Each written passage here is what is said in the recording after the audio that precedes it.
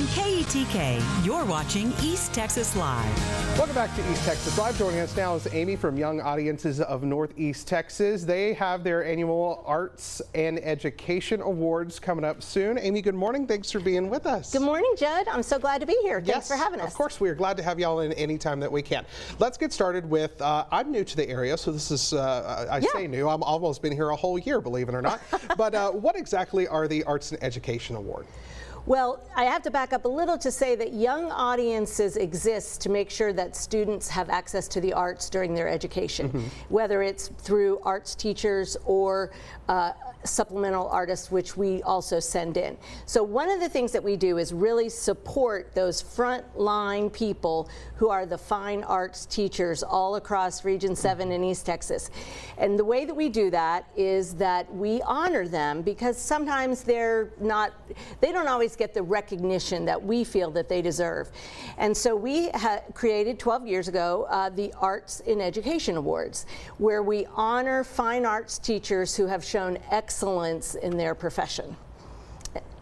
Go ahead. So today, on April 18th, we will honor 4 teachers from across Region 7, and they will be honored. We have, let's see, my favorite award is the Rising Star, and that's somebody who's like in their first 3 years and they're just like blowing it out of the water and doing a great job. So our Rising Star this year is Remington Foster, who's from Marshall High School.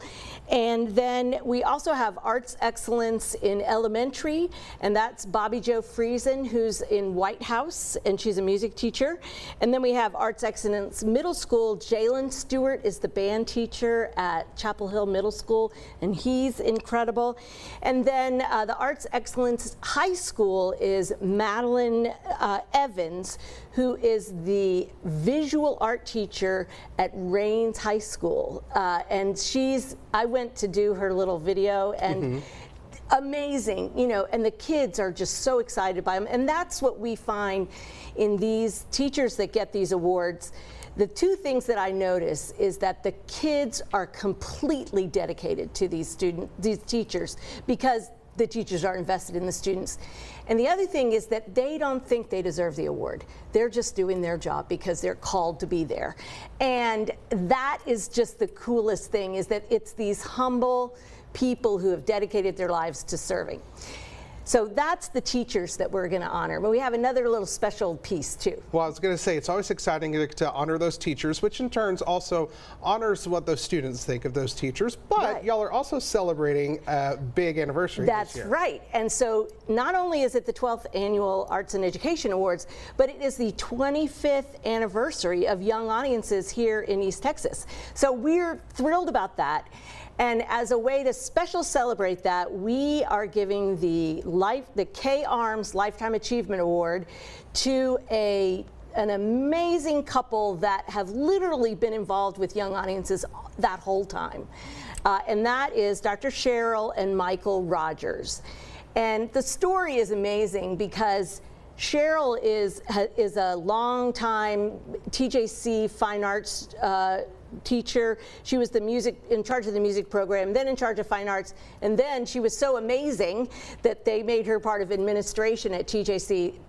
So she, in the beginning of Young Audiences, she came in as sort of that subject matter expert in how to do arts education, and was really important as we were establishing ourselves as an arts education organization in this community.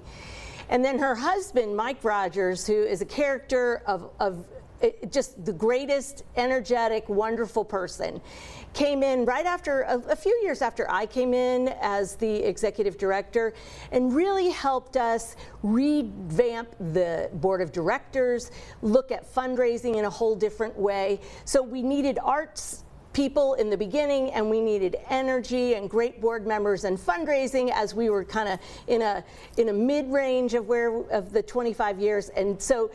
And then they've been dedicated donors and volunteers that, you know, even since that.